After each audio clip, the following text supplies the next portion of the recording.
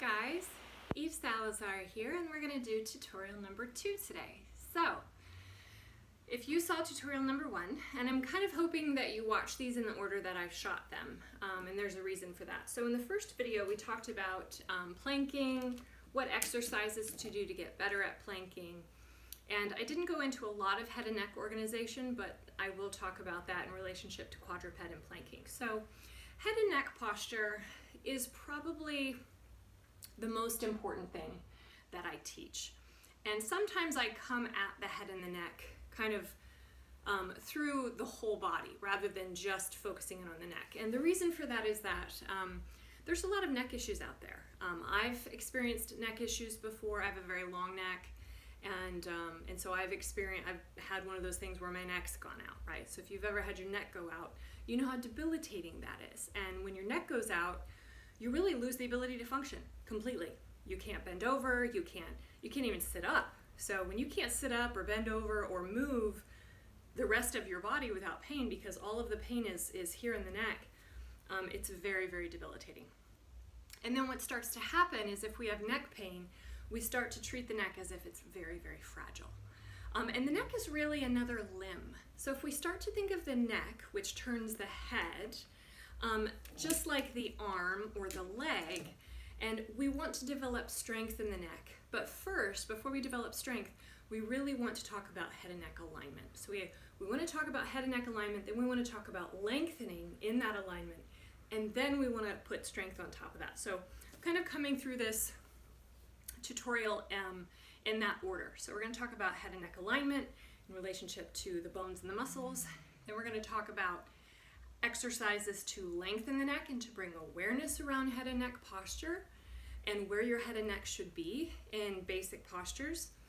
And then we'll talk about methods to strengthen the neck in ways that are very supportive. Okay, so that's what we're going to talk about in this tutorial.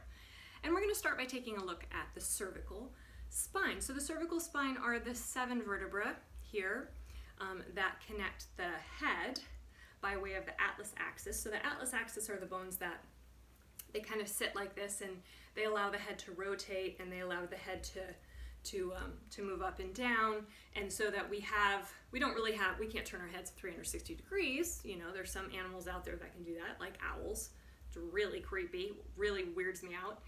So I'm glad that we don't have that capability, but we should have the capability to turn the head almost to 180 degrees, if not all the way, and then to go the other direction equally. So we want to have that equal mobility for the head to turn, the ability to, and this skeleton won't do that, but the ability to really lift the neck, look all the way up, look all the way down, and then circumvolution, the ability to turn the head in that, you know, fully flexed position all the way around. Have that. That's the three-dimensional movement that our heads and necks should be capable of.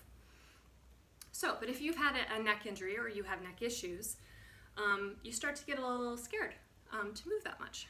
And when we look at the cervical spine, we see how different it is from the lumbar spine. And I'm going to do the best I can with the camera here. So we're going to take a look down on Bob. And if you can see, I'm going to turn him a little bit. Can you see how big these vertebrae are down here? So this is the lumbar spine. And this part of the spine connects the trunk, the thoracic spine, to the pelvis. And there's no other bones here. That's it. That's all the bones we've got, just the lumbar spine. And so you see how big these vertebrae are and how fat and juicy these discs are, or at least they should be. So we've got lumbar spine here, and we notice that, you know, it's got a curve. There's usually a bit of an arch there in the back, and then the tailbone and the sacrum curve the other direction. We've got the thoracic spine, which should be fairly flat. There's a little curve, a little bit, but when that's exaggerated, then we have a kyphotic spine, which is that very rounded upper back. We don't want that. That's not the goal. The goal is to have a fairly flat middle upper back with a gentle curving low back and a natural sloping pelvis. And then we have the cervical spine. As you can see, there's a little bit of a curve in from the thoracic spine. It's pretty subtle, but there's a little bit of a curve there. When we start to look down all the time, yeah, his head doesn't want to move. When we start to look down at our phones all the time, we tend to shove the head forward and then drop it down. And so the neck then starts to kink on an angle like this, all right? And if you take a look at the discs in the neck compared to the lumbar spine, I need to turn him a little more. He's not the most cooperative assistant. Can you see how much smaller these vertebrae are here? You know what, we'll just take his head off. So, which we don't need that. That's not necessary. So we've got the vertebra here and the discs, and you see how much more small and delicate they are, right? They're much smaller than the I am stuttering today, sorry guys, the lumbar vertebra. So these are much smaller, and they move the head up here. So where I was going with that was when we start to take the head forward, and that's usually the biggest issue in head and neck posture, is a forward head, right?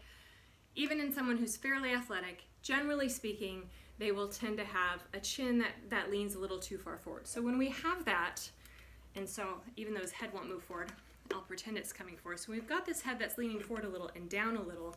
What happens is the trajectory of the spine ends up here on the neck, okay? And you have all the weight of this head that's now yanking on these bottom vertebrae here. And you also have a situation that happens where if the head starts to slide forward, the vertebra, instead of remaining stacked like this, they start to shift like that. They start to shift onto one, and it's called shearing. And so then we start to get pinching in the discs. We have a tendency to get bulging discs because basically the discs are being smashed and then smushed either forward, back, to the side, right? Have you ever noticed that maybe someone kind of carries their head like this all the time? Right, so if you look at my neck, they're always tilting their head to one side. It's like, I call it the sympathetic dog posture, right? Where you're like, yes, I hear what you're saying. Therapists, you know, teachers, we all tend to, it's that sympathetic psychology, but it creates kind of kinks in the postural line. And so when that happens, we have to refine that length in the neck so that that neck can express itself. And what you'll notice about my neck is I tend to be a left side tilter. Okay, so maybe look at yourself in the mirror or look at yourself in your screen when you're taking class and notice, you know, can you look at your jaw? Where is it kind of shifting to one side? When you side bend, do you kink your neck, right? We want to keep the chin, really, if we think of keeping the chin in line with our sternoclavicular joints right here, the clavicle connects to the sternum, which makes it the sternoclavicular joint. If we keep our chins in line with that as we side bend, then we're getting that even curve through the neck, and we're not shearing the neck vertebra by creating that kink. So that's one thing to keep in mind when you're doing lateral flexion, right? And most of us will have a tendency to do it on one side, and maybe we don't do it on the other side. So posturally, something to keep your awareness on in class when you're seeing your own reflection or seeing yourself in the mirror, and avoiding that shearing so that we're not taking the vertebra and either smashing them sideways or smashing them forward. So, okay, we're done with Bob. Poor headless Bob. Okay, hold on. It takes a minute to move. Limbs askew and everything. Okay. Looks like I'm starting a graveyard in here some days. Got limbs, feet over there, knees over there, heads over there.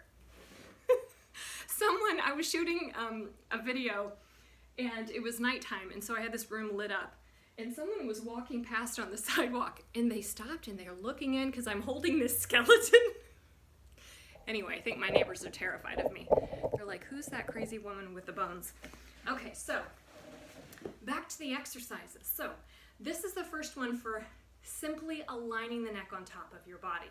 And I'm gonna go onto my knees so that you can see the stack of the bones a little bit better. So, head on top of shoulders, shoulders on top of ribs, ribs on top of pelvis, okay? And then if you're doing this standing, pelvis is on top of your feet, all right? So, most of us have a tendency to live here with the head, okay? And if you can see, that's subtle, right? But it's forward. And what that's doing to my back is it's creating this bump right here, because that 7th cervical vertebra is now pulling back to counteract the head going forward. So we've got to put those two back on top of each other again. So I'm going to let my chin drift forward. Take my index finger and press that chin in and think of creating length up the back of the neck there. All right, so I want you to do a few of those with me. Inhale, let the chin go forward, and then bring it straight in. Give yourself a double chin, triple chin, quadruple chin. Give yourself lots of chins. And when you do that, you may notice your entire trunk engages as well, because instead of asking the back of the body to hold on, because the head's way out there and we've got to hold on from this sense of counterbalancing, we're bringing the head on top of the trunk, and then the muscles of the front and the back can work more equally. And we can start to feel more alignment and more strength in the front because we're creating more space on the neck, okay? So that's exercise number 1, and that's for alignment. Chin slides, chin forward, chin in. Don't do it fast, do it slow. And the best place to do this, I think, is actually in the car when you're driving. So most of us, when we're driving, our heads are forward, right? We're kind of in fight or flight mode, at least in Los Angeles. So the best thing that you can do is when you're driving, as long as you're not turning to look, press your head against your headrest and try to keep it there. There's your imaginary pedipole for when you're in the car. So if you've worked with me on the pedipole, you know what that cue means. If not, don't worry about it. Press your head back against that headrest and notice how you draw up. That's what I like to call ascending. It's like we're ascending through the musculature of the body, okay? So we want the bones to just sink. We want to let the bones feel heavy. We want to use the muscles to ascend and support the weight of those bones. Otherwise, what we end up doing is we end up over gripping and we're using too much, right? If you're trying to engage your abs like 70% of the time, you're just going to end up sore and tight and grumpy, okay? So if you think of letting your bones just be and sink, and then use your muscles just to gently support and allow that movement and keep your head stacked over your trunk and start to notice that feeling when your head is actually backing up. And one cue I really like is, you can't see the tops of my ears, so I'll bring them out for my headband. Think of someone pulling you up and back slightly from the tops of your ears. You know? Did your grandparents never say, I'm going to hang you from your ears if you do that again? Just me? Well, I grew up in the heartland, so you know what happens in the heartland. A lot of threats and a lot of Jesus. I'm just saying. So you're going to pull, I don't know why those two go together, but they do. So you're going to pull up from the tops of those ears. Yeah, or thumbs. I'm going to hang you by your thumbs if you do that again. No, I have really loving grandparents, don't get me wrong. But pull yourself up from those ears. Feel that lift that you get through your trunk, that ascension right here. Okay, so head and neck alignment. Now we want to work a little bit more opposition in that alignment. All right, so I'm going to start with the balloon launcher, and this is a ridiculous device. So this is probably something you want to do in the privacy of your own room alone, because people will think you are a lunatic, which is fine with me. So I'm going to take my balloon launcher and I'm going to put it on my head. Okay, I told you this was ridiculous and you didn't believe me. Okay, now I'm going to put my hands in the handles like so. I'm going to make sure my chin is in and my head is on top of my body and I feel my abs on. And then I'm going to inhale, and when you inhale, your abs relax a little. That's okay. Don't try to hold your abs on real hard and then inhale. You're going to be fighting, it's like warfare against your own body. Don't do that. So inhale, soften. Lengthen the head, exhale, press. And I am pressing my head up and away from my arms. And I'm creating a lot of length in my neck. And I'm feeling my shoulders connect down, my ribs pull in, my belly wall in, and I'm just breathing here.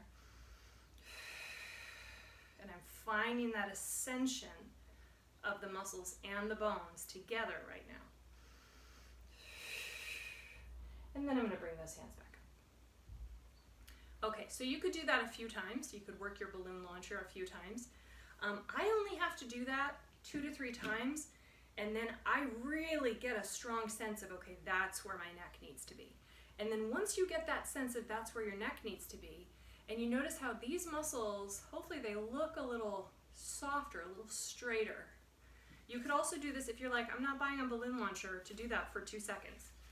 I don't blame you. Use your TheraBand. So you're gonna put your TheraBand on your head, little blue veil. Okay, and make sure it's back a little bit, otherwise it'll roll down your nose. So hold on to your TheraBand. You're being pulled up by your ears, don't forget. Pull your belly button in, and then push down a little bit with those arms. Feel your shoulder blades connect down your back, and hold on to that TheraBand and reach your head. So the work here is in the length of your neck. Inhale, exhale, inhale, exhale, inhale. And this might look ridiculous, but here's the thing. How often do we use a TheraBand on our leg or with our arms? All the time, right? So why aren't we treating the neck like another limb? It has so much to manage. Your head is super, super heavy. It's like 8 to 12 pounds, depending on how big of a noggin you got. So it's a lot for the neck to manage, and we need to show the neck that it has that capability to manage the head from a place of length and alignment. Okay, so we had alignment exercise, chin slides, hold the chin against the headrest in the car. We have your balloon launcher or your TheraBand to create oppositional length and awareness of how then to manage that alignment with opposition and resistance, okay? So building up to strength. Now here's the other thing. You could also put your hands behind your head.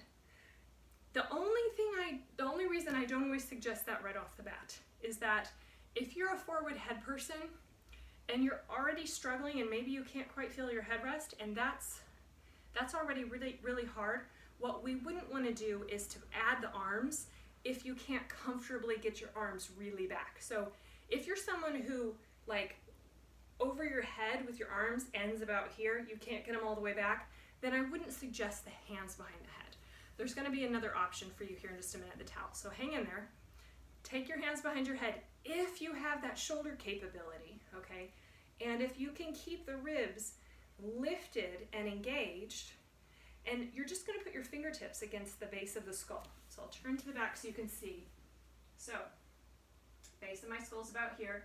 Put my fingertips against the base of my skull, and I'm going to push my head into my hands, and I'm just resisting with my fingers. I'm not pushing with my hands, I'm just resisting.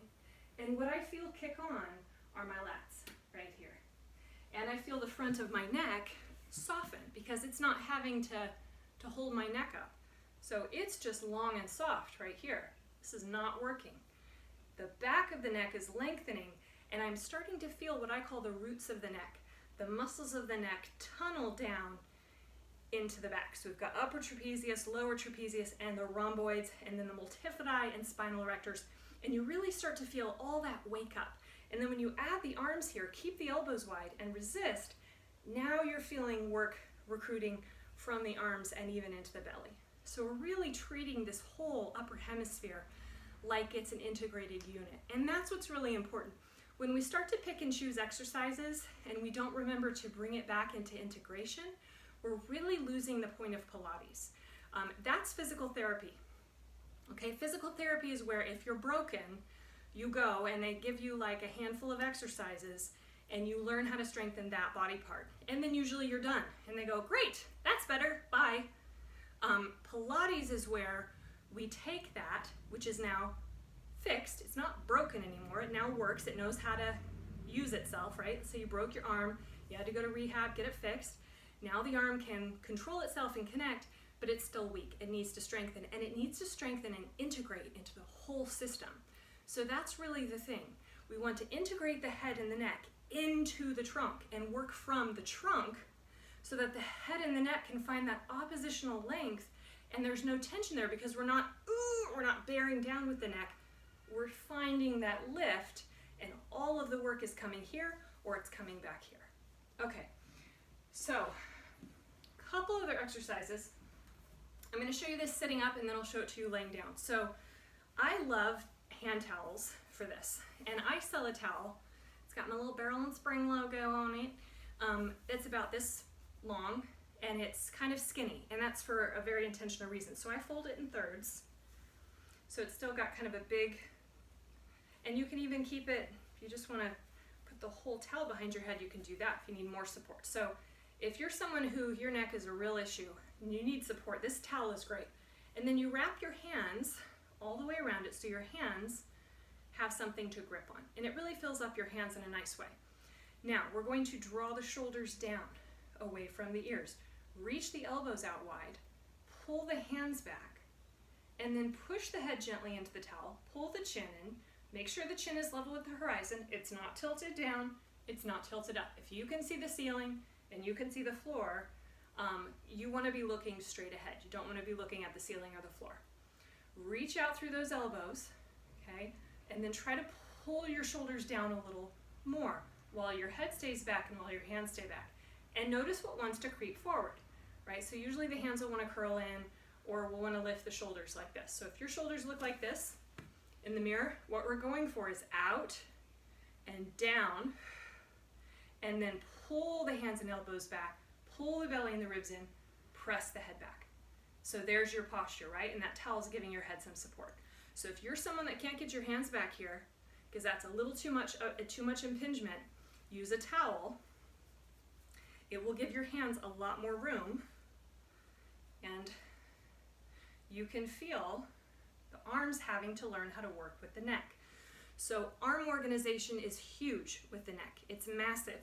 And if you can't organize your shoulders, I'm betting your neck is a big part of that, all right? So now we're gonna take this down to the mat, and I'm gonna show you how to do chest lifts and organize your head and give your head and neck some relief, because you're gonna learn how to strengthen from right here. So I'm just gonna adjust the camera. If you need to grab a sip of water or something, now's the time. Okay, all right, that actually worked really well. Okay, so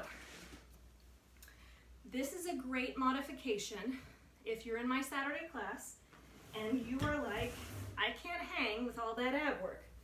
Okay, get yourself a small hand towel, or let me know and I'll pop one of these towels in the mail to you. And we'll put the head in the towel, then we'll bring the elbows and the hands forward. Okay, I'm gonna set my head on the floor. Turn a little bit this way so you guys can see this better. Okay, so first things first, I wanna pull the shoulders down away from my ears. As soon as I get out of this position and into this position, do you see how my elbows went up toward the ceiling? That's really key. So my elbows are going up because my shoulders are pulling down, and they're pulling down through these lats and serratus. And I'm feeling my whole spine nice and heavy on the floor, except maybe the lower back. My lower back is just in its natural position. I'm gonna take an inhale and exhale, lift by using this. So my head is just cradled in this towel. My arms are gonna lift up, and I'm gonna bring this back a little more for a little more support. There we go. And I'm looking right between my thighs or at my pubic bone. Now, one thing that happens here a lot is I tend to see a lot of smashings of the chin. So this is what I see a lot in ab work. Elbows out and your chin is jammed into your chest. That's where the head is being shoved forward. That's the worst thing you can do. So do not do that to your head. That's really, really bad. Don't force your elbows wide. What's better is get a towel, put it behind your head, let your elbows come in, keep your neck long, and then lift up with a longer neck, but your eyeballs are still going to your knees or to your pubic bone, and you're not smashing your chin into your chest. You're keeping this open. And what you're gonna feel is a ton of ab work and a ton of arm work. And if you're like, oh, my arms can't take anymore, well, make them take more. They're your arms, they can take it, come on. Shoulders down away from your ears. Hold that, and then re-find your tailbone if you went into a tuck. So I was trying to go into a tuck to escape that. So I'm gonna put my pelvis back down. And this is a ton of work, you guys. My arms are screaming. And back down. So if you're doing that right, you are not feeling anything in your neck when you've got your head in that towel. Your arms, you should feel your whole arm from your tricep all the way down to your wrist, and that should be on fire. And then this right here, upper abdominals, those should be on fire. Pelvis is not tucked. Pelvis is down and heavy. Okay, so you have that natural curve in your back. As you lift up, you'll feel your ribs press down, and then that curve will go away. But it won't go away because you tuck your pelvis. Okay, so what we don't want to do is crunch the butt up toward the forehead.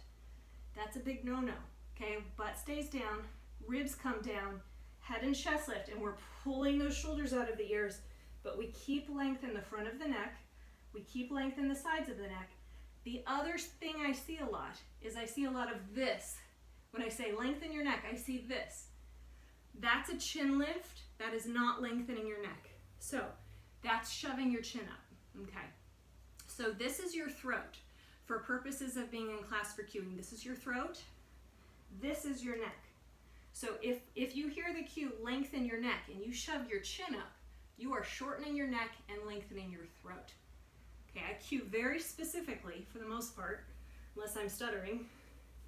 And so when you think of lengthening the neck, lengthen the back of the neck without crunching your throat. Okay, so there's a lot happening there. And then if you've got that, then you can widen your elbows and take your hands behind your head and tuck that into legs up, right?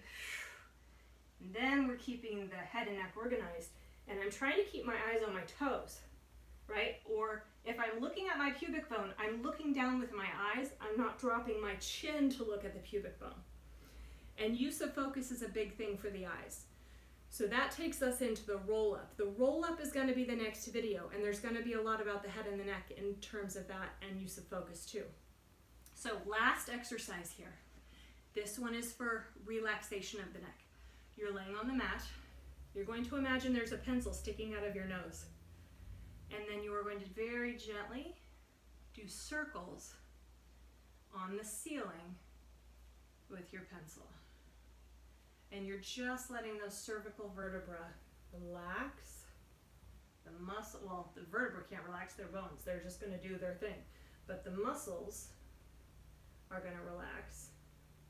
And if you reach under and feel the edges of your skull as you do that, those muscles should feel nice and soft. And then reverse, go the other way. And just let the head, what that does is it creates space, again, in the back of the neck, helps to draw the chin down and connect the head on top of the spine instead of the head being shoved forward, which normally we're living our lives here. A lot of strain on the neck, in the front, in the throat. So we want to find that length. Let the arms be heavy. Another thing you can do if you've got your oeuvre, remember when we used to put the mini ball under the head? You can still do that if you have one at home. You push the ball away, finding that length in the back of the neck. Okay, so last but not least, I promised we would talk about plank and quadruped posture for the neck. So when I'm in quadruped on hands and knees, I'm just going to tilt this up a little bit more. Okay, when we're on hands and knees and plank, one thing I see a lot, again, is forward head posture. The heads are down here. And then what's happening is your shoulder blades start winging, right? And the arms, we're like sinking down into the floor. So a wonderful exercise here is push the back of your head toward the ceiling and press. And again, think of reaching up through your ears and pull up through your ribs. Now, I'm not rounding my spine here. I'm just trying to push these vertebrae right where that band is. I'm trying to push those vertebrae up and then sink down. Push the head and those upper vertebrae up. And feel that. That's also protraction and retraction of the shoulder blades. So that is going to teach your head and upper thoracic spine and your shoulder blades how to have a reciprocal relationship. All right, so those are several exercises: chin slides, water balloon launcher, or TheraBand, right? Laying on your back or sitting with a towel and doing those chin slides with the towel resisting, chest lifts with the towel to help teach the arms and the trunk to do all the work, and finally, on your hands and knees, doing your chin slides and really trying to connect those muscles of the upper back. Okay, that was a lot. There's quite a few exercises there for you to really work on. And if you're someone with head and neck issues, those are like little golden nuggets. And that will really save you from hopefully having to have any sort of head or neck surgery later on in life. Because things are always great for the first 30, 40, 50 years.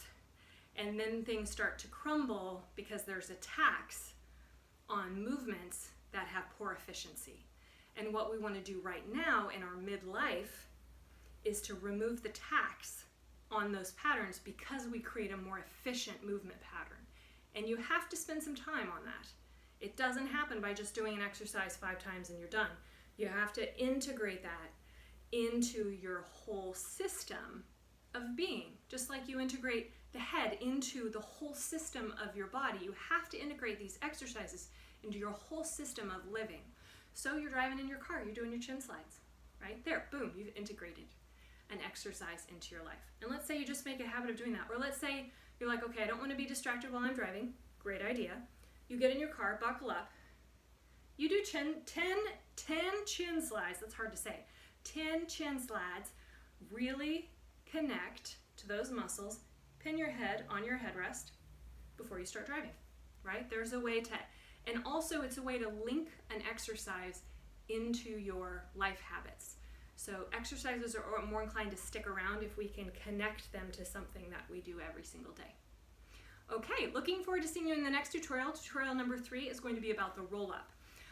Why the roll-up may not be for you, how to make the roll-up more effective, what to do if you're really struggling with the roll-up. It's a classic mat work piece, and it's something that hopefully we can integrate into your repertoire so that you feel more confident and comfortable doing that. So I'll see you in the next video.